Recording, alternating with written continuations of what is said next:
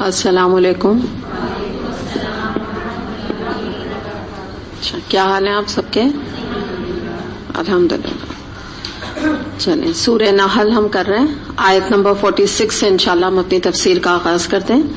نحمده ونصلی علی رسولہ الکریم، اما بعد، فاعوذ باللہ من الشیطان الرجیم، بسم اللہ الرحمن الرحیم. رب اشرح لی صدری ویسر لی امری واحلل عقدۃ من لسانی یفقہوا قولی، آمین یا رب العالمین. آیت نمبر 46. وَيَأْخُذَهُمْ فِي تَقَلُّبِهِمْ فَمَا هُمْ بِمُعْجِزِينَ، یا اچانک چلتے پھرتے ان کو پکڑ لے، یا ایسی حالت میں انہیں پکڑے جبکہ انہیں خود آنے والی مصیبت کا کھٹکا لگا ہوا ہو اور وہ اس سے بچنے کی فکر میں چوکنے ہوں. وہ جو کچھ بھی کرنا چاہے، یہ لوگ اس کو عاجز کرنے کی طاقت نہیں رکھتے. حقیقت یہ ہے کہ تمہارا رب بڑا ہی نرم ہو اور رحیم ہے. آیت نمبر 47 کا بھی ترجمہ میں نے پڑھ دیا، آیت دیکھ لیتے ہیں. او یاخذہم علی تخوف فإن ربکم لرؤوف رحیم. اچھا، اب یہاں پہ یہ جو آیت ہے اس کو ہم جوڑیں گے آیت نمبر 45 سے، جو ہم نے لاسٹ ویک کی تھی، جس میں کہ یہ بات آ رہی تھی. آخری سے میں آیت کا ترجمہ اٹھا رہی ہوں کہ کیا یہ لوگ اس بات سے بالکل ہی بے خوف ہو گئے ہیں کہ اللہ ان کو زمین میں دھنسا دے، یا ایسے گوشے سے ان پر عذاب لے آئے جدھر سے ان کے آنے کو وہم و گمان بھی نہ ہو. یہ بات تھی نا. اب آج جو بات ہو رہی ہے اسی کا تسلسل ہے ایکچولی. آگے اللہ تعالیٰ فرما رہے ہیں یا تو دھنسا دے، یا یہ کہ اچانک چلتے پھرتے ان کو پکڑ لے، یہ ایسی حالت میں انہیں پکڑے جبکہ خود انہیں اپنے آنے والی مصیبت کا کھٹکا لگا ہوا ہو. تو اگر آپ کو یاد ہے لاسٹ ٹائم ہم نے بہت ڈیٹیل میں یہ تو بات کر لی تھی کہ دنیا میں کتنے سارے لوگ جو ہے وہ اللہ کے خوف سے بالکل بے خوف ہیں، بالکل نڈر بنے ہوئے ہیں کہ ان کو کوئی لگتا ہی نہیں کہ واپس لوٹ کے اللہ تعالیٰ کے پاس جانا ہے. تو اسی کے اوپر اب آگے یعنی ہم اسی سے اس کو دوبارہ سے جوڑیں گے آیت نمبر 45 سے، کہ یہاں پہ اس بات کے کئی مفہوم ہو سکتے ہیں نا کہ چلتے پھرتے ان کو پکڑ لے. یعنی مراد یہ ہے کہ مثال کے طور پہ اگر اللہ تعالیٰ نے ماضی میں بھی اللہ تعالیٰ عذاب لانا چاہا اللہ تعالیٰ نے، تو اچانک ہی انہیں پکڑا ہے نا. کوئی خاص یعنی پہلے سے کوئی موقع یا وقت یا کچھ تو نہیں بتایا. جیسے جو مختلف قوم گزری ہیں ان کے بارے میں آتا ہے کہ اور وہ اوندھے پڑے کے پڑے رہ گئے صبح کے early hours of the morning, اس طرح کر کے آتا ہے نا.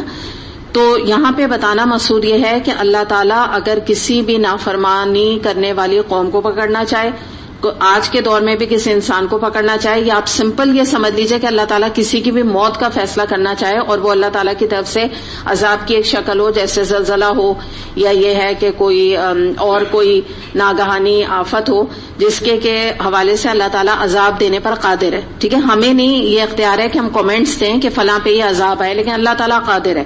تو اس پہ اللہ تعالیٰ فرما رہے ہیں کہ اللہ تعالیٰ جب چاہے تمہیں پکڑ سکتا ہے. مثال کے طور پہ تم تجارت کے لیے گئے ہوئے ہو، تم کاروبار کر رہے ہو، یا یہ ہے کہ تم اپنا دنیا کے معاملات کا لین دین اختیار کیے ہوئے ہو، یا رات کو تم آرام کرنے کے لیے بستروں پہ جا کے لیٹ جاتے ہو، تو اللہ تعالیٰ جس بھی صورت میں چاہے تمہارا مواخذہ، تمہارا حساب کر سکتا ہے. اللہ تعالیٰ آج بھی عذاب لا سکتا ہے، جیسے کہ پچھلے قوموں کا انجام تم دیکھ کے سمجھ سکتے ہو. اور میں نے آپ کو بتایا نا کچھ اقوام کے بارے میں، جیسے قوم لوط کے بارے میں اگر میں آپ کو بتاؤں تو یہ آتا ہے کہ قوم لوط میٹھی نیند بالکل سو رہے تھے جب ان کی بستیوں کو الٹا گیا. تو اس طرح سے یہ اللہ تعالیٰ نا ایک طرح سے ایک اپنا انداز بتا رہے ہیں اور اپنی قدرت کا موقت کر رہے ہیں، اپنی قدرت ہم بندوں کے اوپر، کہ تم نے کیا اللہ تعالیٰ کو سمجھا ہوا ہے نا کہ اللہ تعالیٰ تمہیں وارننگ دے، یا اللہ تعالیٰ فرشتوں کو بھیجے کہ جیسے کہتے ہیں نا سر ابھی بس عذاب آنے والا ہے، آپ تیار ہو جائیں. تو ایسا کچھ نہیں ہوگا. یہ مراد ہے نا کہ جب اللہ تعالیٰ عذاب نازل کرنا چاہے گا، جیسے چاہے گا اللہ تعالیٰ عذاب لے آئے گا. دوسری بات یہ کہ آیت نمبر 47 میں جو ہم نے دیکھا کہ وہ جو کچھ بھی کرنا چاہے یہ لوگ اس کو عاجز کرنے کی طاقت نہیں رکھتے. اور ایک اور بات یہ کہ اللہ سیکنڈ ایک چیز ہم دیکھتے ہیں کہ اللہ تعالیٰ ایسی حالت میں بھی انہیں پکڑ سکتا ہے جبکہ ان کو خود آنے والی مصیبت کا کھٹکا لگا ہوا ہو. یعنی مراد یہ ہوتی ہے، یہ بھی بڑی گہری بات ہے یہاں پہ، مراد یہ ہے کہ ہوتا کیا ہے کہ بعض دفعہ جب اقوام یا کچھ لوگ بہت بڑے بڑے جب گناہ کرتے ہیں، ارتکاب کرتے ہیں، تو جیسے ہم نے بات کی تھی نا کہ کتنا بھی آپ قرآن سے دور ہوں، بہرحال جو موٹے موٹے گناہ ہیں ان کے بارے میں انسان کو پتا ہوتا ہے. تو جیسے قوم لوط ہے یا پرانی اور اقوام کے بارے میں آپ جان لیجئے کہ ان کے جو بھی گناہ تھے، موٹے گناہ جو تھے، ان کو پتا تھا کہ ہم یہ غلط کام کر رہے ہیں. تو بعض دفعہ کیا ہوتا ہے کہ گناہ کا ارتکاب تو قوم کر لیتی ہیں یا لوگ آج بھی کر لیتے ہیں، لیکن دل میں ان کو تھوڑا بہت گلٹ یا ڈر ہوتا ہے کہ اللہ تعالیٰ ہمیں پکڑ سکتا ہے، کہیں ہماری گرفت نہ ہو. تو اللہ تعالیٰ فرما رہے ہیں کہ اگر تم صرف دل میں ڈرتے ہی رہو گے اور صرف یہ سوچتے ہی رہو گے کہ کہیں اللہ میری گرفت نہ کر دے، ہاں مجھے پتا ہے یہ بہت بڑا اللہ تعالیٰ کی طرف سے عذاب ہے، تو اللہ تعالیٰ بعض دفعہ اس طرح بھی انسان کو پکڑتا ہے کہ یہ ڈر، یہ گلٹ انسان کو چین نہیں لینے دیتی.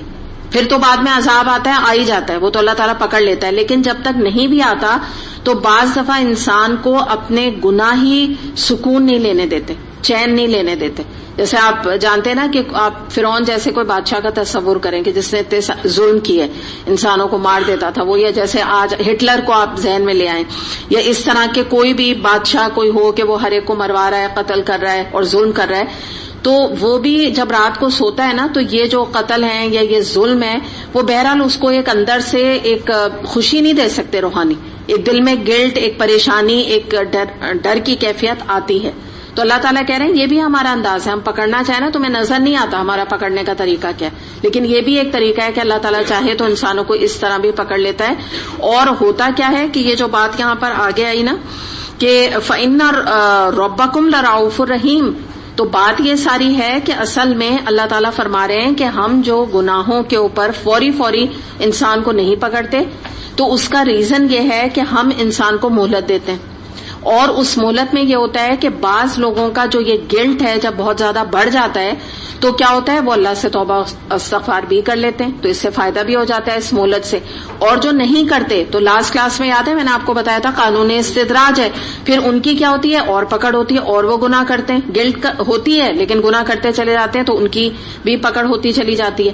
تو یہ اللہ تعالیٰ کا طریقہ ہے. دوسرے یہاں پہ مفسرین کا کہنا یہ کہ اس سے مراد غفور الرحیم کا جو معاملہ آتا ہے وہ اللہ تعالیٰ انہی کے لیے ہے کہ جو کہ غفلت سے جاگ جائیں، یا یہ ہے کہ ایسے نیک لوگوں کے لیے بھی تسلی اس آیت میں موجود ہے کہ بحیثیت انسان اگر ان سے کوئی غلط کام ہو جائے، کوئی گناہ ہو جائیں، تو اللہ تعالیٰ نے فرمایا بے شک میں غفور الرحیم ہوں، میں تمہارے گناہوں پہ معاف کرنے والا ہوں.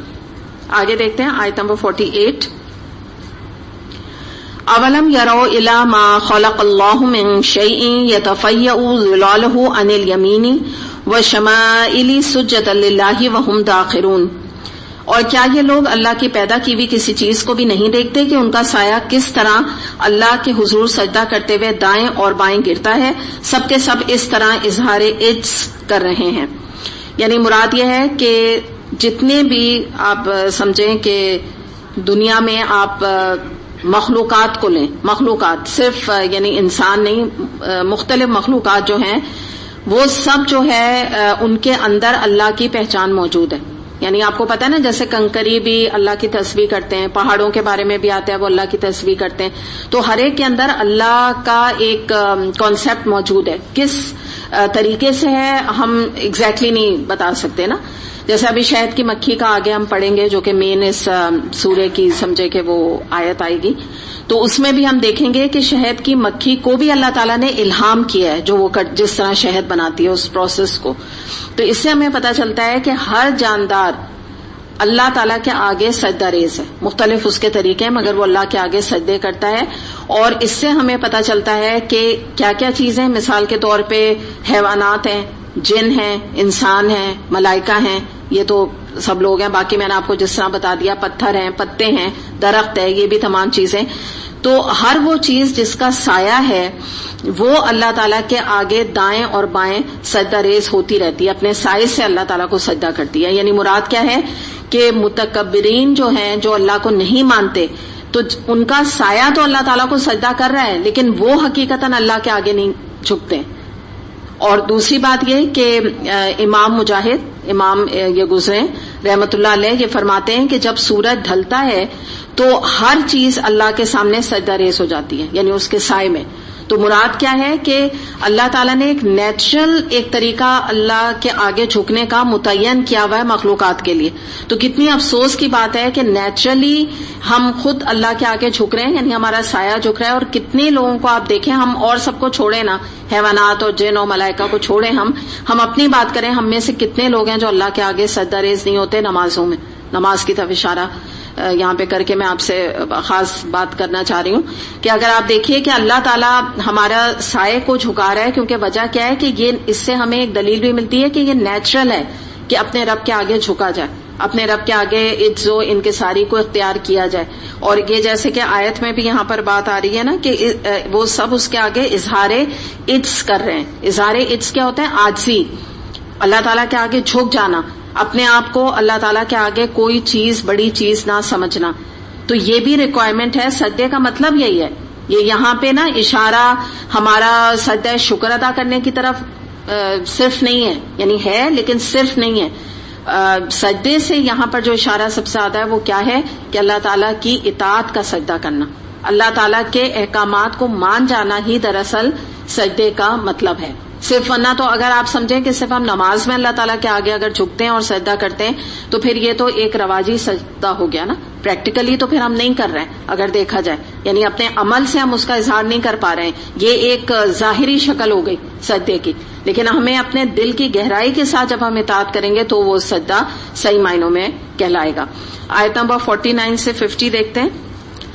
وَلِلَّهِ يَسْجُدُ مَا فِي السَّمَاوَاتِ وَمَا فِي الْأَرْضِ مِن دَابَّةٍ وَالْمَلَائِكَةُ وَهُمْ لَا يَسْتَكْبِرُونَ يَخَافُونَ رَبَّهُم مِّن فَوْقِهِمْ وَيَفْعَلُونَ مَا يُؤْمَرُونَ. زمین اور آسمانوں اور جس قدر جاندار مخلوقات ہیں اور جتنے ملائکہ ہیں سب اللہ کے آگے سربہ سجود ہیں. وہ ہرگز سرکشی نہیں کرتے, اپنے رب سے جو اس کے اوپر ہے ڈرتے رہتے ہیں, اور جو کچھ حکم دیا جاتا ہے اسی کے مطابق کام کرتے رہتے ہیں.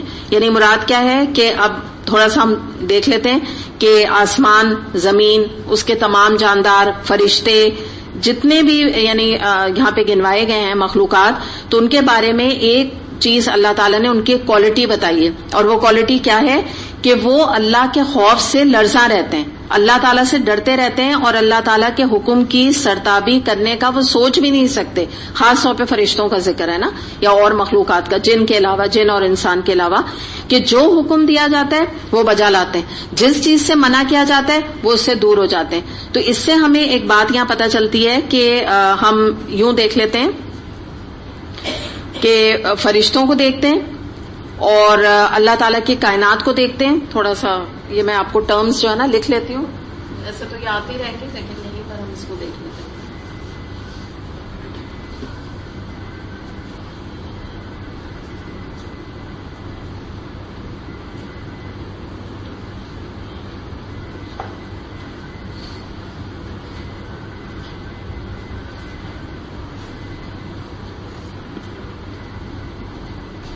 مخلوقات میں نا چاند, ستارے, یہ سب بھی آتے ہیں.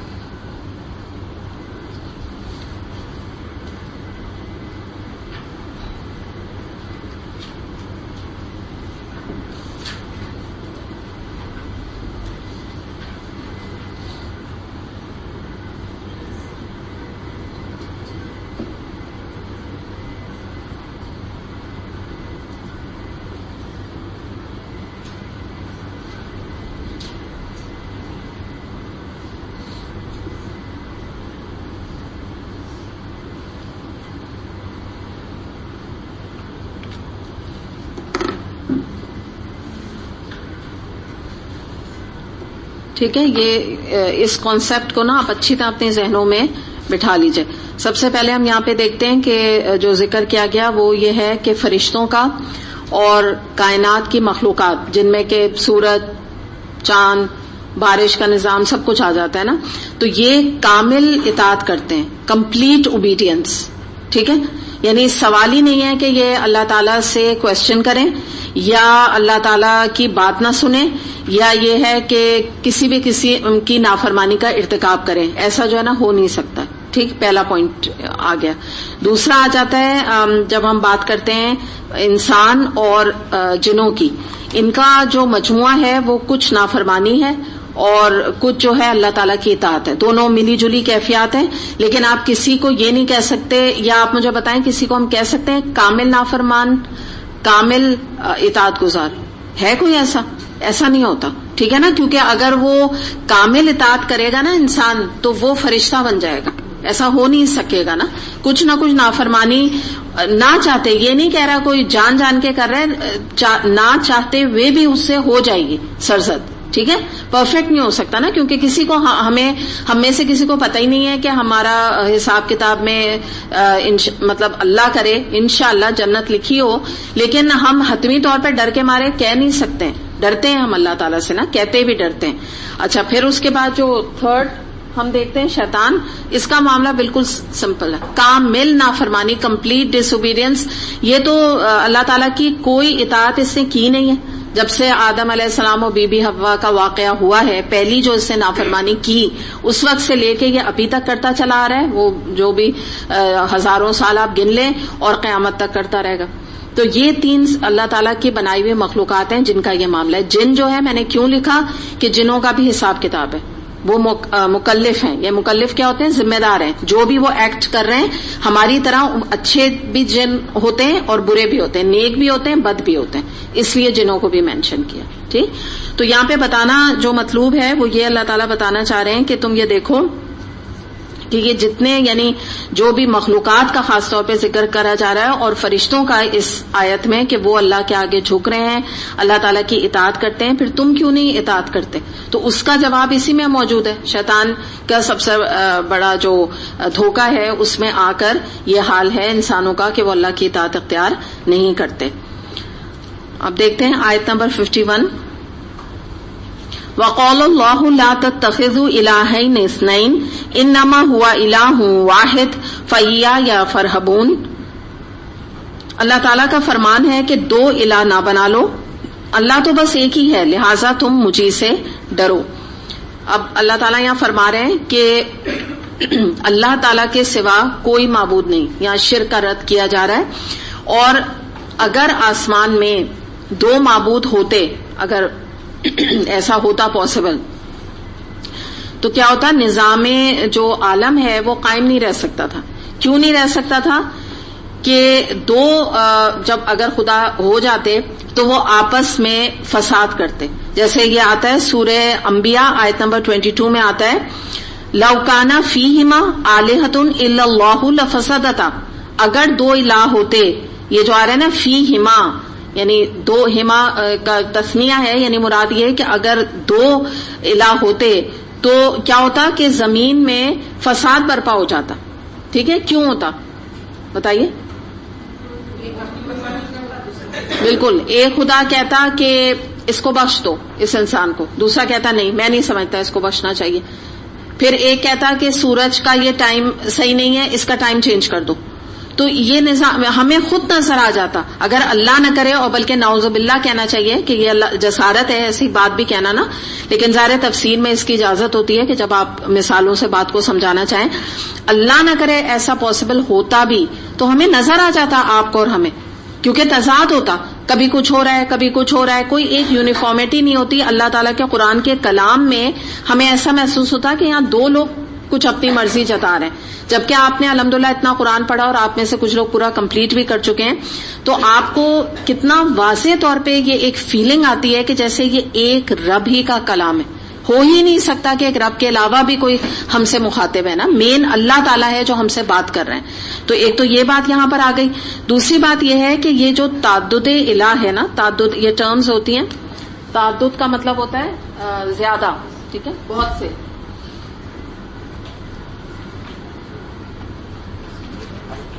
یہ تعدد الہ کا جو کانسیپٹ ہے یہ دراصل کہاں سے آیا ہے؟ مشرکین کے اندر سے آیا ہے.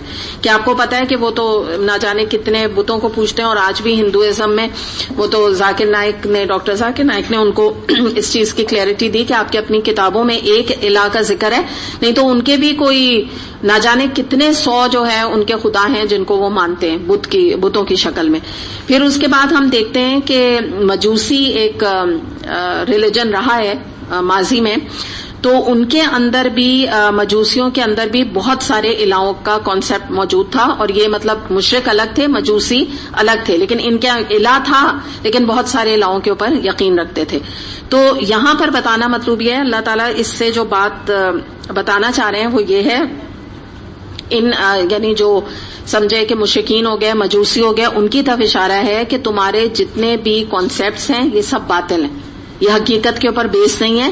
جب پوری کائنات کا خالق اللہ ہے, بلا شرکت و غیر تمام کائنات کا نظام وہ چلا رہا ہے, وہ کسی کے ساتھ آرڈرز کے لیے شیئر نہیں کرتا, کسی سے اس کو مشورے لینے کی ضرورت نہیں ہوتی ہے, تو معبود بھی وہ اکیلا ہے, اسی کی تم عبادت کرو. وہ 2 یا 2 سے زیادہ نہیں ہے. ایک اور اس میں عقیدہ ہوتا ہے, وہ سنویت کا عقیدہ کہلاتا ہے نا. سنویت کا مطلب ہوتا ہے 2 ڈوئل گاڈس, جو میں ابھی آپ کو بتا رہی ہوں نا کہ ہو ہی نہیں سکتا. تو یہ بھی کچھ کانسیپٹ مشرکین میں موجود تھے جو کہتے تھے اچھا ٹھیک ہے بہت سارے الہ نہیں مگر 2 تو ہیں کم از کم. کیونکہ آپ نے کبھی سوچا کہ یہ کیوں ایک خدا کو ان کا ذہن نہیں مانتا تھا؟ کوئی بات آپ کے ذہن میں آتی ہے کیوں یہ بضد تھے کہ 2 ہیں؟ سنویت جو میں آپ کو کہہ رہی ہوں نا, میں لکھ دیتی ہوں مگر آپ کو سمجھ آئے تو آپ سمجھ لیجیے گا, یہ کانسیپٹس ہیں ٹھیک ہے خداؤں کے. ہاں یس بالکل, تسنیہ سے نکلا ہے سنویت کا عقیدہ, صحیح ہے. سنویت کیا ہے؟ ڈویلٹی, ٹھیک ہے. اچھا بتائیں گے مجھے جو میں سوال کر رہی ہوں؟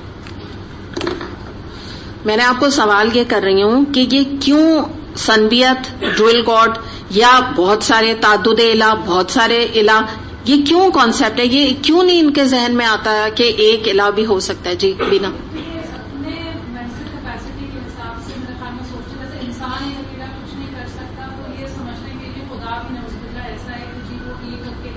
شاباش, ویری گڈ, بالکل بالکل یہی بات ہے. اور کوئی بتائے گا؟ اور بھی آپ اس کا ریزن دے سکتے ہیں.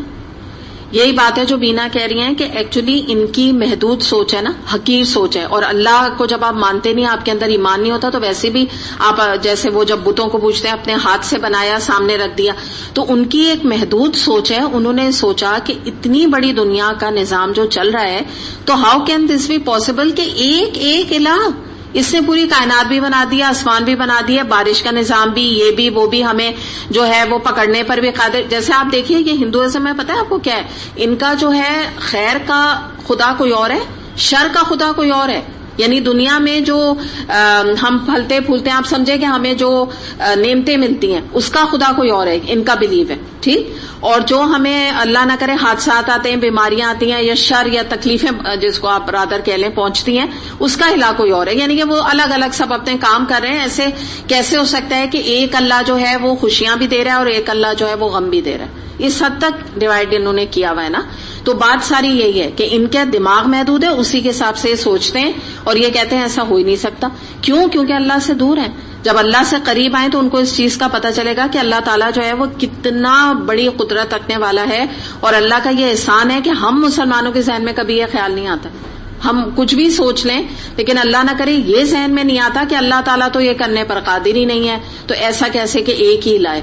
کچھ بھی ہے. بہرحال جو لوگ شرک بھی کرتے ہیں, آلدو ان کا شرک جو ہے وہ معافی نہیں ہے اگر وہ معافی نہ مانگے, لیکن وہ بھی اتنا سمجھتے ہیں کہ الہ ایک ہی ہے. اتنا تو ہے نا, اللہ کا احسان ہے اس بارے میں بھی. تو بہرحال ہم یہاں دیکھتے ہیں کہ پھر آگے اللہ تعالیٰ اسی آیت میں فرما رہے ہیں کہ لہذا تم مجھ سے ڈرو, افغیر اللہ تتقون. یہ آیت نمبر جو تھا نا یہ 52 میں آ رہا ہے, میں نے آپ کو 51 تک کرائی ہے نا, اس میں بھی آ رہا ہے فرحبونی, پھر نیچے 52 میں آ رہا ہے, ابھی آگے کریں گے تتقون. فرحبونی کا مطلب یہ ہوتا ہے تو پھر تم مجھ سے ہی ڈرو نا. یعنی مراد کیا ہے؟ اب ہم آج کے زمن میں لیں کہ مثال کے طور پہ آپ یہ دیکھیے کہ جب اللہ تعالیٰ نے کہا نا کہ کوئی دو الہ نہیں، کوئی تعدد الہ کا کانسیپٹ موجود نہیں، سب تم لوگ کی غلط فہمیاں ہیں، تو بات کیا ہے کہ میں ایک الہ ہوں، میں ہی بیمار ڈالتا ہوں، میں ہی شفا دیتا ہوں، میں ہی کامیابی دیتا ہوں، میں ہی ناکامی دیتا ہوں، میں ہی خوشخبری دیتا ہوں، میں ہی عیش و آرام دیتا ہوں، اور میں ہی تمہاری دعائیں قبول کرتا ہوں، اور تو کوئی بھی نہیں کچھ کر رہا ہے، سب کچھ میں کر رہا ہوں۔ تو مراد یہ کہ پھر تم نے کیوں، اب ہم مسلمانوں کے حوالے سے دیکھیں کہ تم کیوں پھر مزار میں بیٹھے رہتے ہو، کہ کیوں مزار پرستی کرتے ہو، یا کیوں تم نے لوگوں کو وہ درجہ دے دیا ہے جو اللہ کو دینا چاہیے۔ اور اگر آپ دنیا میں دیکھیں کہ لوگوں کا کیا احسان ہے ہم پہ، آپ اگر ایک کمپنی میں ایک ورکر یا ایک شخص کام کرتا ہے، اسسٹنٹ مینیجر ہے، اور وہ اس کو سیلری دیتا ہے مہینے کے اینڈ میں 50,000 روپے، تو اس کا باس کا اس کے اوپر کیا احسان ہے؟ اس نے کام کیا ہے تو باس اسے 50,000 روپے دے رہا ہے، کوئی اور تو کوئی احسان نہیں ہے۔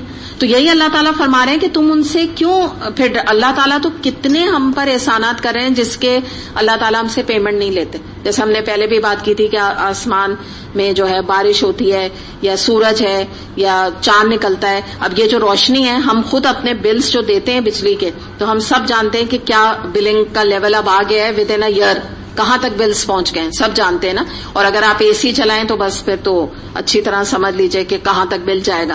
تو اللہ تعالیٰ اگر اس روشنی کو بھی رینٹ آؤٹ کر دیتے یا پیسے لیتے تو ہم کیا کر لیتے نا۔ کتنی چیزیں تو اللہ تعالیٰ نے فری میں ہمیں دے دی ہیں۔ تو انسانوں کا ہم پہ احسان کیا ہے؟ بات یہ سوچنے کی کہ وہ ہمیں کیا دے رہے ہیں، کیا چیز ہمیں فراہم کر رہے ہیں۔ یعنی اگر کوئی خوشیاں آ رہی ہیں تو وہ بھی دینے پر قادر نہیں ہے، اگر اللہ نہ کرے کوئی ہمیں تکلیف آ رہی ہے تو وہ خود بھی اس کو ہٹانے پر قادر نہیں جب تک ہم اللہ تعالیٰ سے نہ دعا کریں۔ آپ دیکھیں اللہ محفوظ رکھے، جب کوئی بیماری آ جاتی ہے تو اس سے زیادہ انسان ڈیپینڈنٹ اللہ سے زیادہ کسی کا نہیں ہوتا۔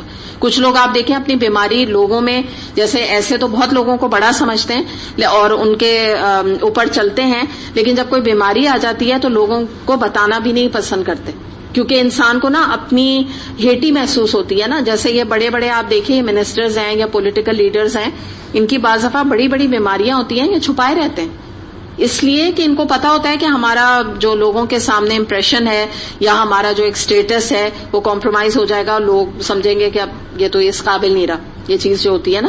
تو یہی والی بات ہے کہ لوگوں کا کیا احسان ہے، لوگوں کا کیا ہم پہ ایک روب بیٹھا ہوا ہے کہ ہم اللہ کو چھوڑ کے، جو کہ ہمیں سب کچھ دینے پر قادر ہے، ہم ان لوگوں کی چاکری کرتے ہیں۔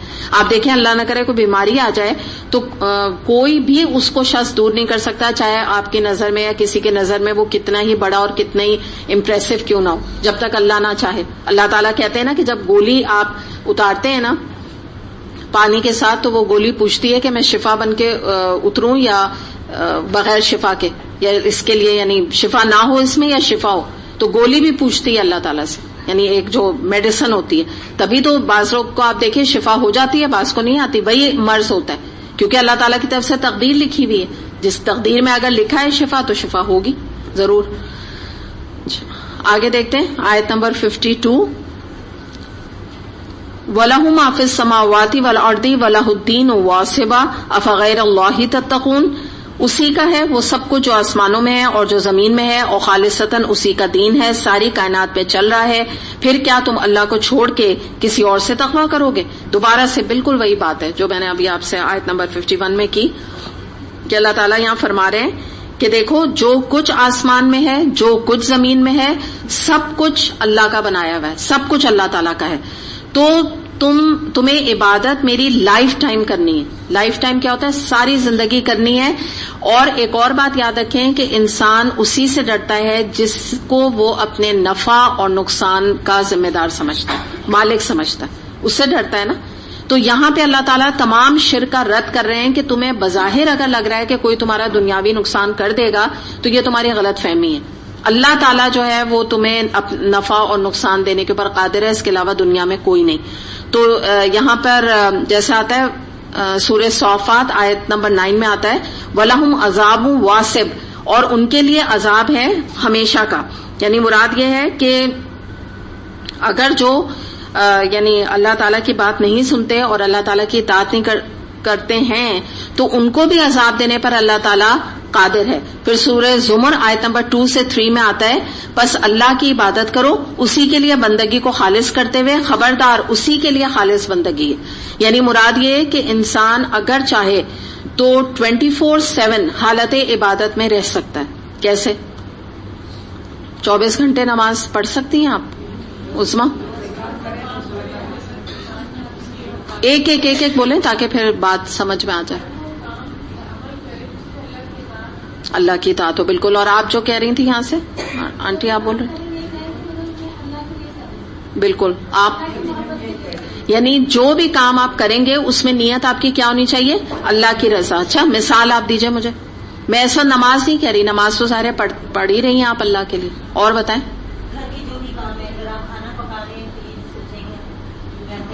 بالکل بالکل. اور بالکل. اور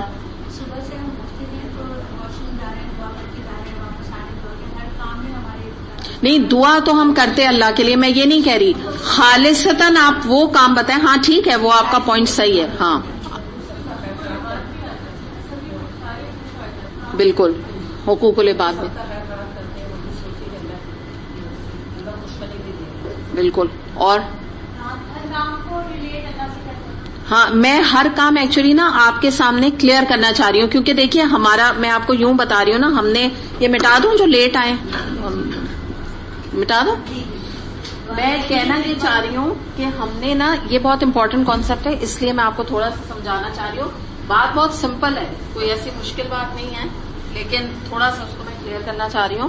دیکھیے ہم نے نا، ایک منٹ. ہاں میں یہ کہہ رہی ہوں کہ ہم نے اپنی جو ہے نا کہ اللہ کے لیے کرنا، اس کو ہم نے ڈیوائڈ کیا ہے. ٹھیک ہے؟ کس طرح؟ دیکھیے یہ، ہاں بالکل، یہ نا نماز، روزہ، آپ لوگ مثال دے رہے ہیں نا، میں اسی میں آپ کو بتا رہی ہوں کہ آپ لوگ وہی مثال دے رہے ہیں. صدقات، ٹھیک ہے، یہ ظاہر ہے کہ آپ اللہ کے لیے کر رہے ہیں، یہ تو پتہ ہی ہے. میں اسی لیے آپ سے وہ لسٹ پوچھ رہی ہوں کہ وہ کون سے کام ہیں کہ آپ 24/7 حالت عبادت میں رہ سکتے ہیں. ان میں سے کچھ آپ نے بتائیں.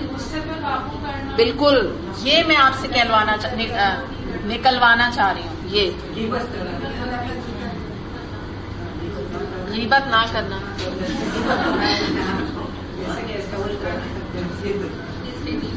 اور بتائیں. مریضوں کو دیکھنا اور رات کو وضو کر کے سونا تاکہ آپ کی ساری رات بھی. نہیں، وہ بھی وضو بھی جب آپ کر رہے ہیں نا، آپ اللہ کے لیے کر رہے ہیں، آپ فوکسڈ ہیں. ٹھیک ہے، یہ ہے، دس از ویری چیلنجنگ. یہ اور انہوں نے جو کہا نا کھانا پکانا، یہ بھی میں آپ کو کہوں گی یہ بہت امپورٹنٹ ہے، کیونکہ یہ جو ہے نا موسٹلی ہم سمجھ رہے ہوتے ہیں. لیکن میں ایک چیز بتا دوں کہ اس کو بھی اس میں نہ لے جائیں، ایکسٹریم پہ نہ لے جائیں کہ پتہ چلا ہر وقت اسی بہانے بیٹھ کے چینل پہ ہی بیٹھ گئے، ہر کوکری کا پروگرام دیکھ رہے ہیں اور بنانا کچھ نہیں ہے. اینڈ آف دا ڈے کا ہی تو مجھے خود ویسی سب آتے، تو وہ آپ مزے کیے بس ایسے ہی، چلو ایڈس ویڈس دیکھے گا، وہ دیکھ لیے پروگرام. دیکھ بھی رہے ہیں اگر آپ بنانے کے لیے دیکھ رہے ہیں دیٹس فائن. جی جیسے بھی کھانا پکائے جب اللہ کے لیے پکا رہے بچوں. ہاں وہ کہہ چکی، نیلوفر کہہ چکی. اور بتائیے. بینا وہی ہے جو بھی. ہاں دیکھو میں یہ کیا بتانا چاہ رہی ہوں، کوئی شخص سود چھوڑتا ہے وہ اللہ کے لیے ہی چھوڑ رہا ہے. میں یہ کانشیس کرنا چاہ رہی ہوں کہ کچھ چیزیں ہم کر رہے ہوتے ہیں لیکن ہم اپنی نیت نہیں کرتے، اس سے ہمارا پرابلم کیا ہوتا ہے کہ وہ اجر ہمارا ضائع ہو جاتا ہے.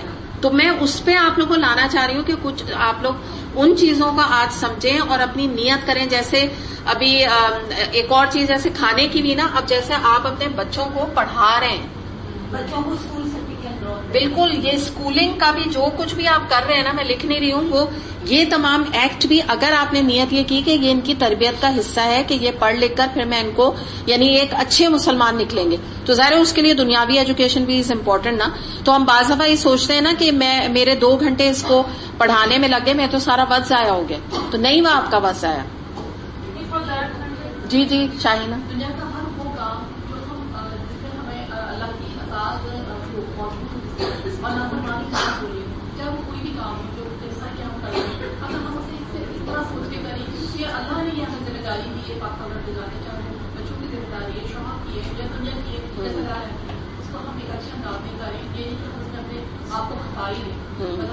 یہ بھی بہت امپورٹنٹ بات ہے کہ اس میں اللہ کی نافرمانی نہ ہو رہی ہے. It's a very valid point جو کہ آپ یہاں لکھیں گے، یعنی جس کو ہم یوں کریں گے نا کہ بشرطے اللہ کی نافرمانی نہ ہو.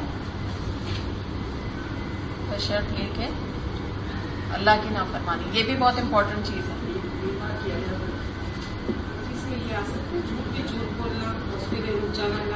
ہاں ہاں بالکل، یہ سب صحیح ہے، کیونکہ یہ بعض دفعہ ہم کہتے ہیں چلو نہ بھولو. ہاں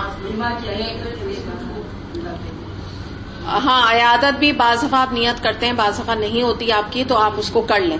بہرحال ان شارٹ میں ابھی جو بھی مثالیں چھوٹی موٹی سامنے آئی ہیں، لیکن اس میں ابھی یہی بیٹھ کے میں کہنے والی تھی جو اس وقت کہا بینا نے، کہ جیسے آپ دیکھیں جب ہم کوئی ہل اسٹیشن وغیرہ ہم جاتے ہیں تو وہاں پہ بعض دفعہ ہم اپنی فیملی کے ساتھ جا رہے ہوتے ہیں، وہ بھی حالانکہ لیے باعث اجر ہے کہ آپ اپنی فیملی کو ٹائم دے رہے ہیں اور آپ جا رہے ہیں، الا یہ کہ یہ بڑی امپورٹنٹ بات ہے کہ اللہ کی نافرمانی تو نہیں ہو رہی. اب یہ تو نہیں وہاں جا کے پھر آپ جو ہے وہ کھلے ہاتھ فلمیں دن رات فلمیں دیکھی جا رہی ہیں اور میوزک بلاسٹنگ میوزک آپ یعنی کہ وہ اوپر مری کے اس میں چڑھ رہے ہیں یا کوئی ہل اسٹیشن میں تو میوزک لگے ہوئے گانے، یہ اللہ کی نافرمانی نہ ہو. پھر یہ بات ذہن میں رکھیں.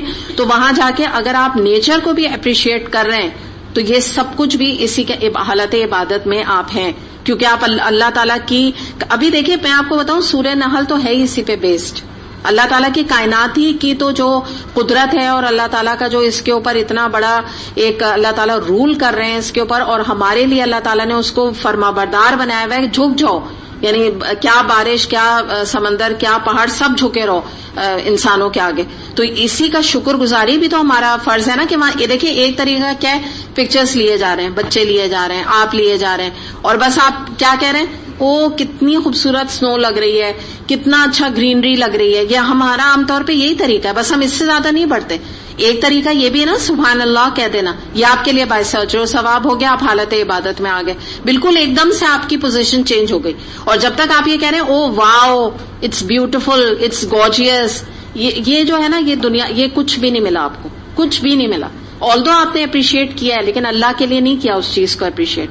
تو یہ بھی چیز ایسی ہے کہ اپریسیشن. پھر اس بات کو تھوڑا آگے لے جائیں تو اگر کوئی مثال کے طور پہ کوئی بچی ہے وہ اپنا سر کور کرتی ہے، کوئی قرآن پڑھنا شروع کرتا ہے، آپ نے اس کو اپریشیٹ کیا، تو یہ بھی آپ کے لیے انشاءاللہ تعالیٰ اس طرح کی چیزیں باعث اجر و ثواب ہوں. شاید آپ سوچ رہے ہو کہ میں نے تو بس کیا ہوا میں نے اپریشیٹ کر لیا. آپ نیت کیا کریں کہ میں نے اللہ کے لیے میں اس کو اپریشیٹ کر رہی ہوں تاکہ یہ مزید دین کے کاموں پہ جم جائے اور اس کا اجر مجھے، کیونکہ آپ نے اپنا حصہ ڈال دیا نا اس کو سپورٹ کرنے میں. تو یہ بھی اس طرح کی چھوٹی چھوٹی چیزیں. تو آپ کچھ کہہ رہی تھیں آپ جی.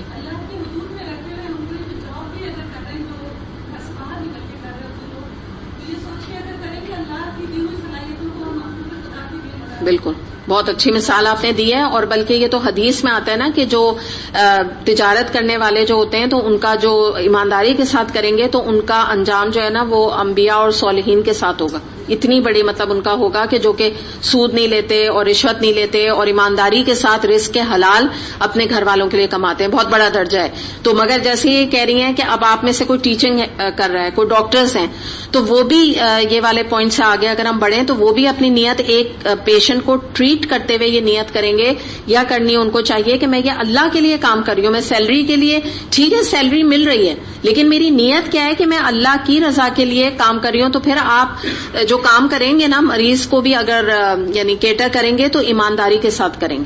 اور اگر کوئی مثال کے طور پہ ٹیچرز ہیں اسکول میں تو جب وہ اللہ کے لیے کام کریں گی تو اسپونٹینسلی ان کے منہ سے اللہ کی بڑائی نکل آئے گی، چاہے وہ ایک ایڈ میتھس اور میتھس کا سبجیکٹ ہے، انگلش کا سبجیکٹ ہی کیوں نہ پڑھا رہی ہوں، کیونکہ وہ وائبس ہیں نا جو آپ کے اللہ کی اطاعت کے وہ وہاں تک چلے جائیں گے جب آپ کی نیت اچھی ہوگی. کیونکہ یہ ٹیچنگ کا بھی جو کام ہے بچوں کو پڑھانا تو یہ بھی بہت بڑا، یعنی جیسے میں یہ کہہ رہی ہیں حالت عبادت میں آپ رہ سکتی ہیں کہ آپ مستقل یہ کوشش کر رہی ہیں کہ یہ ایک اللہ کی اطاعت کرنے والا بچہ نکلے. چھوٹی چھوٹی باتوں میں جیسے آپ نے کہہ دیا آپ نے انہیں بسم اللہ پڑھا، یہ آپ نے لیا بسم اللہ پڑھا تھا، آپ نے کھانے کے بعد الحمدللہ کا، اتنی چھوٹی چھوٹی بھی آپ اگر ان کو ٹیچنگ دے رہی ہیں اور ان کے چھوٹے چھوٹے مسائل کو حل کر رہی ہیں جب بچے تھوڑے ٹینیجر لیول پہ آتے ہیں اور اسکول میں آپ سے سوال کر رہے ہیں تو ایسی ٹیچر تو ان کی کاؤنسلنگ بھی اسلام کے حساب سے کرے گی نا.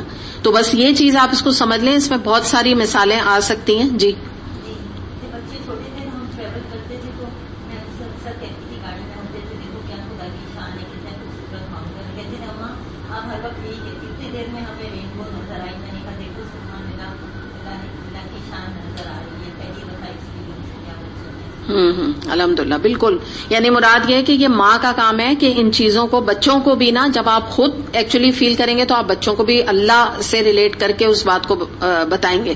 تو بہرحال ان شارٹ بات یہ ہے کہ ہم اگر چاہیں تو یہ امپاسبل ہے کہ اللہ تعالیٰ کی جو ڈیمانڈ ہے یہاں پہ کہ بھئی 24/7 ایکچولی اگر آپ قرآن پڑھیں تو آپ کو لگے گا کہ حالت عبادت میں رہو, تو یہ ہو نہیں سکتا کہ میں اور آپ جو ہے 24 گھنٹے اللہ تعالیٰ کی نماز پڑھتے رہیں اور ایوری ڈے ہمارا روزہ ہو. تو یہ اللہ تعالیٰ نے اتنی ہائی فائی ہم سے ڈیمانڈ کی بھی نہیں کہ جو ہم ادا ہی نہ کر سکیں نا, رہ ہی جائیں ہم. تو بالکل رہبانیت کی طرف بات چلی جائے نا, تو اللہ تعالیٰ نے ایسی ان نیچرل چیز ہم سے نہیں ڈیمانڈ کی. تو اس کا آسان طریقہ کیا ہے؟ ایون یہاں تک بات آپ دیکھ لیجئے کہ شوہر اور بیوی کا جو ایک فزیکل ریلیشن شپ کا تعلق ہے اس کے بارے میں بھی آتا ہے کہ یہ ایک عبادت اور باعث اجر کام ہے. اور صحابہ کرام نے نبی کریم صلی اللہ علیہ وسلم سے پوچھا تھا کہ یہ تو خالص نفسانی کام ہے, اس پہ ہمیں اجر کیسے مل سکتا ہے؟ تو نبی کریم صلی اللہ علیہ وسلم نے فرمایا کہ تم زنا کا بھی تو ارتکاب کر سکتے تھے نا. اگر تم اس گناہ سے بچ کے تم اپنی جائز خواہش کو اپنی بیوی کے ساتھ پوری کرتے ہو تو کیوں نہیں تمہارے لیے باعث اجر و ثواب یہ بات ہے. تو اس سے آپ اندازہ لگا لیجئے کہ اتنی چیزوں پر بھی انسان جو ہے وہ اجر کما سکتا ہے اور حالت عبادت میں رہ سکتا ہے. مثال کے طور پہ نکاح, ایک اور مثال میں آپ کو دوں کہ یہ بھی ہم لوگ کو ان چیزوں کی اویئرنیس نہیں ہوتی ہے کہ جیسے مثال کے طور پہ ایک لڑکا اور لڑکی ہیں, اب وہ چاہتے ہیں کہ بھئی یعنی آپس میں جو بھی ان کا ایک تعلق ہے, ٹھیک ہے, جو بھی ریلیشن ایک ان کا ہے جو کہ شادی سے پہلے ظاہر غلط ہے, الیجیٹیمیٹ ہو گیا نا, چاہے وہ ضروری نہیں فزیکل تک آئے لیکن جو بھی تعلق ہے. اب اس کا بھی ایک طریقہ ہے نا کہ اگر وہ چاہتے ہیں کہ یہی چیز یہی تعلق ان کا باعث اجر و ثواب بن جائے تو وہ نکاح کر لیں. ضروری نہیں, میں رخصتی کی ابھی بات نہیں کر رہی, صرف نکاح ہی وہ کر لیں گے تو اس کے بعد وہ بات چیت کرتے ہیں, گھومنے پھرنے جاتے ہیں, بہت حد تک ان کی ہر چیز یعنی ان کو ایک تو الاؤڈ ہو گیا, دوسرے وہ ان کے لیے وہی کیا ہے, نبی کریم صلی اللہ علیہ وسلم نے کیا فرمایا, نکاح میری سنت ہے. تو یہ تو سنت کے اندر آ گیا. اور یہ بات یاد رکھیں, یہ تو ہمارا جو ہے نا ایک رواجی کانسیپٹ ہے کہ رخصتی از سم تھنگ ایک الگ سے کوئی چیز ہے, بینڈ اور باجا, جو کہ آپ کو میں یہ بات بتا دوں جو بارات کا ورڈ ہے نا یہ ہمیں سنت میں نہیں ملتا. یہ اسلام کا لفظ ہی نہیں ہے بارات کا ورڈ. بارات کوئی چیز نہیں ہے, بارات کا آنا. تو اس میں جو بات ہے وہ یہ بات سمجھنے کی ہے کہ ہم نے اس کو سمجھا ہوا ہے نا کہ یعنی کہ نکاح ہے تو یعنی وہ ادھر نہیں جا سکتے ادھر نہیں, دنیاوی لحاظ سے ہم دنیا سے ڈرتے ہیں تو دنیاوی لحاظ سے پابندیاں لگاتے ہیں. لیکن اگر کوئی چاہے اس چیز کو بھی عبادت بنانا چاہے تو بجائے اس کے کہ لیجیٹیمیٹ ریلیشن شپ ہے یا بلا وجہ ایک دوسرے کو پسند کرتے ہیں یا خاندان میں بھی ہیں لیکن آگے بات نہیں کرتے, پروپوزل نہیں بھیجتے, تو یہ بھی غلط ہے. بلا وجہ اپنے کو گناہ میں ڈالا ہوا ہے. آپ حالت عبادت میں آ جائیں, اپنی والدین کو بتا کے لڑکا رشتہ بھیج کے اور نکاح کر کے, وہی چیز جو کل تک ناجائز تھی اگلے دن یا ایک ہفتے کے بعد اس کو جائز حدود میں لانا یہ انسان کے اپنے بس میں. اب یہ مائنڈ سیٹ انسان کو آ جائے نا, یہ عقل آ جائے, لوگوں میں آ جائے. ہمارے ہاں تو یہ کانسیپٹ ہے کہ ہاں ایسے ہی گھومتے رہو, فلاں کے ساتھ گھومو, فلاں کے ساتھ گھومو. جب تو آج کل کانسیپٹ لڑکوں کا یہی ہے کہ 30-20 یہ وہ ہو جاؤ گے, جب کریئر بن جائے گا, جب پڑھ لو گے پھر دیکھا جائے گا, ان میں سے کوئی لڑکی, جو اتنی ساری لڑکیاں ان میں سے کوئی ہوگا تو کر لینا. تو یہ چیز نا بہت غلط ہے. اسی لیے بچوں کا آپ دیکھیں جو بات طے کرنا یا ان کا نکاح ایک ایج پہ جا کے کر دینا چاہیے تاکہ وہ اس گناہ سے بچ سکیں, کیونکہ ہمارے اندر نا یہ کانسیپٹ نہیں موجود ہے. یہ اس چیز کو بالکل ہم عام لیتے ہیں اور کہتے ہیں کہ what difference does it make, it makes a lot of difference. ایک وہی چیز جو میں آپ کو بتا رہی ہوں نا کہ وہ انڈر اللہ کی اطاعت کے آ جائے اور اس سے آپ یعنی نکاح سے پہلے جو کچھ بھی کریں تو کوئی بھی رشتہ نہیں ہے, الیجیٹیمیٹ ریلیشن شپ, کچھ بھی کہہ لیں آپ اسے, ٹھیک ہے نا. درجے میں نہیں کہہ رہی, ظاہر درجے کا فرق ہوگا. الیجیٹیمیٹ میں اللہ نہ کرے فزیکل ریلیشن شپ تک جا رہا ہے تو وہ سیریس ہے, اس سے کم بات چیت تک ہے تو بہرحال نا لیول ہلکا ہے لیکن ہے کمپیئر ٹو فزیکل ریلیشن شپ, لیکن ہے تو اللہ کی نافرمانی نا, یوں بھی اور ایسے بھی. تو بس آپ بات یہ سمجھ لیجئے کہ اگر ہم چاہیں تو ہم اپنی زندگی 24/7 اللہ کی عبادت میں گزار سکتے ہیں. اب آئندہ سے آپ کو کرنے کا کام یہ ہے, نیت کریں, ہر چیز میں نیت کریں.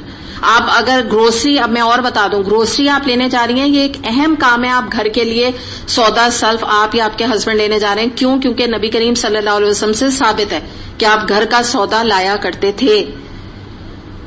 ضروری چیز ہے آپ جا کے لے کر آیا کرتے تھے. تو اس میں اگر آپ بھی ضرورت کے تحت گھر سے نکلتی ہیں اور آپ کے ہسبینڈ بزی ہیں, آپ لے کر آتی ہیں, دونوں لے کر آتے ہیں, تو یہ بھی آپ نے اگر نیت کر لیا آپ حالت عبادت میں ہو گیا, جو کہ ہمیں نہیں خیال آتا. ہم کہتے ہیں یہ تو کیا ہم مال جا رہے ہیں یا ہم سپر مارکیٹ جا رہے ہیں تو شاید ہم فن کے لیے جا رہے ہیں, ہم ایسا سمجھتے ہیں نا کہ چلو سپر مارکیٹ چلتے ہیں, یہ وہ تو ذہن میں یہ آتا ہے کہ جیسے یہ تو ہم انجوائمنٹ کے لیے جا رہے ہیں. جیسا ایک ہوتا ہے نا مزہ آتا ہے نا چیزیں خریدنے میں, تو ہم اس مزے کو بھی سمجھتے ہیں کہ شاید یہ مزہ ہے, اس پہ کیا اللہ تعالیٰ اجر دے گا. نہیں, اللہ تعالیٰ دے گا آپ کو اجر, کیونکہ آپ کی ضروریات ہیں, آپ ایک ضرورت کے تحت نکل رہی ہیں نا. تو یہ اس میں یعنی کمال بات کیا ہے جو میں آپ کو بتانا چاہ رہی ہوں کہ اللہ تعالیٰ نے کتنا آسان ہمیں ایک ٹارگٹ یا ہمیں دین دیا ہے کہ اپنی یہ ضروری نہیں الگ سے تم کو ایک مصلح بچھا کے کونے میں بیٹھو, بلکہ ہر کام تم اس حوالے سے کرتے چلے جاؤ.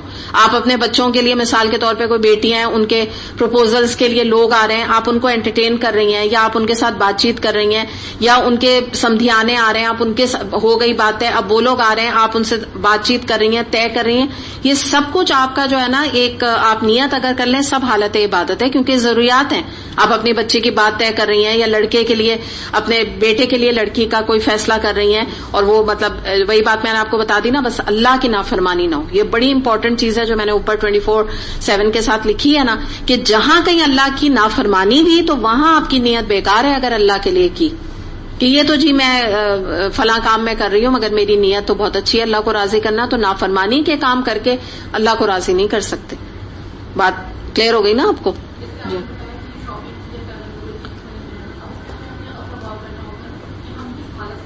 بالکل بالکل بالکل, بہت اچھا, بہت اندر تک گہرائی تک آپ چلی گئی ہیں. بالکل بالکل, you can take it this thing. ہاں بالکل صحیح بات ہے کہ اب آپ جا کس طرح رہی ہیں, یا جیسے ابھی ہم گھومنے کی بھی بات کر رہے ہیں, اب آپ کس حال حلیے میں ہیں, آپ کی بچیاں کس حال حلیے میں ہیں, تو مطلب تھوڑا نا زیب بھی نہیں دیتا کہ آپ خود سوچیں نا کہ اتنا آبسین کپڑے یا اس طرح کے ریویلنگ کپڑے پہنے اور پھر سبحان اللہ کہہ رہے ہیں انسان, تو تھوڑا سا اپنے ذہن میں بھی لائیے.